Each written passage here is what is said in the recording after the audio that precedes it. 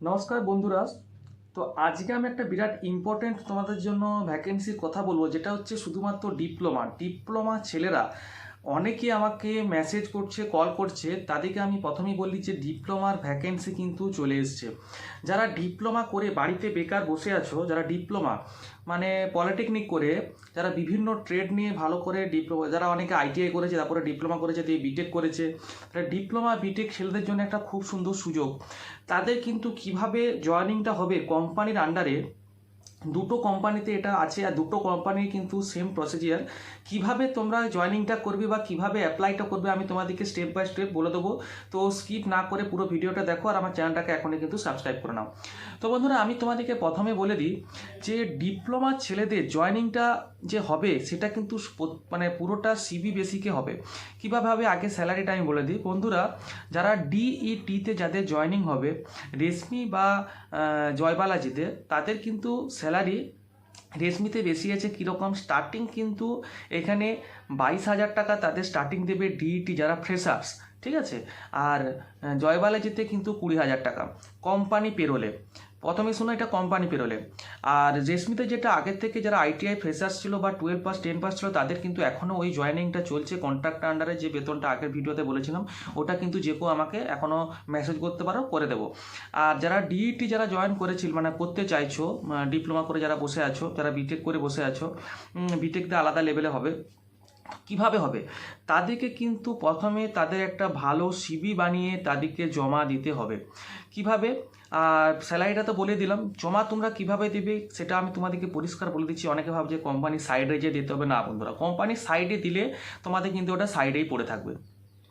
তো ওটা কী করতে হবে, তোমাদের কিন্তু নিজের দিকে এসে কোম্পানির গেটে জমা দিতে হবে। যদি কেউ না জমা দিতে পারো এসে পরে, তখন তোমরা আমার সাথে হোয়াটসঅ্যাপে মেসেজ করবে যে আমি জমা দিতে যেতে পারছি না, আমার দূরে বাড়ি। তখন কিন্তু আমি সেটা প্রিন্ট আউট করে বার করে সেটা আমি জমা দিয়ে দেবো। কিভাবে ডাকছে, সেই সিভিগুলো নিয়ে যাই ওখান থেকে, বা আমি যখন যাই আমি ওখানে যে জমা দিয়ে দিই। মানে আমি প্রতি সপ্তাহে একবার যাই দুর্গাপুরে। আর রেশমিতে তো আমি প্রতিদিনই আমাকে যেতে হয়। তো কিভাবে তোমরা এটা আসবে, যদি কেউ এসে জমা দাও, তোমরা কিন্তু খড়গপুরে এসে জমা দিলে তোমাদেরকে RML6 যে কর্পোরেট অফিসের বাইরে গেটটা আছে, ওই গেটে যেয়ে তোমাদের কিন্তু সিকিউরিটির হাতে জমা দিতে হবে।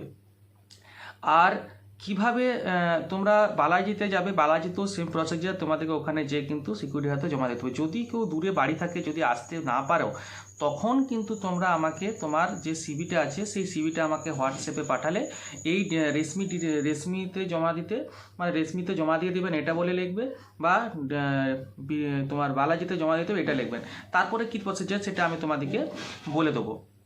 অনেক ভাই বন্ধুরা জমা দেওয়া করেছে, মানে আমি জমা দিয়েছি এই 3 দিন ধরে হলো, আমি অনেকে জমা দিয়েছি। তারা কিভাবে এটা হচ্ছে জয়েনিংটা, যে জমা দেওয়ার পরে সেই সিভিটা কিন্তু শর্টলিস্ট হয়।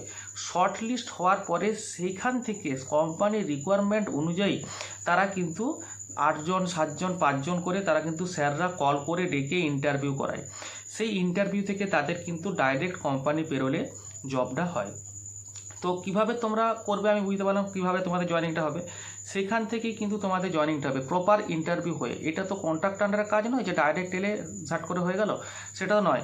তোমরা কিন্তু প্রথমে সিভিটা জমা দেবে।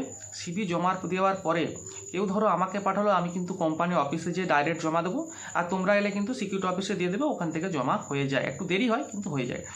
তো তোমরা কিন্তু সিভিটা জমা দেওয়ার পর ওখানে কিন্তু সিভিটা শর্টলিস্ট হয়। শর্টলিস্ট হওয়ার পরে কিন্তু কোম্পানি ইন্টারভিউর জন্য ডাকে। সেইভাবে তোমরা কিন্তু করতে পারো। তো টপ করে আমার কিন্তু স্ক্রিনে দেওয়া একটা নম্বর থাকবে, হোয়াটসঅ্যাপ নাম্বার। সেই হোয়াটসঅ্যাপ নাম্বারে কিন্তু তোমরা আমার সাথে যোগাযোগ করে সিভিটা পাঠাতে পারো।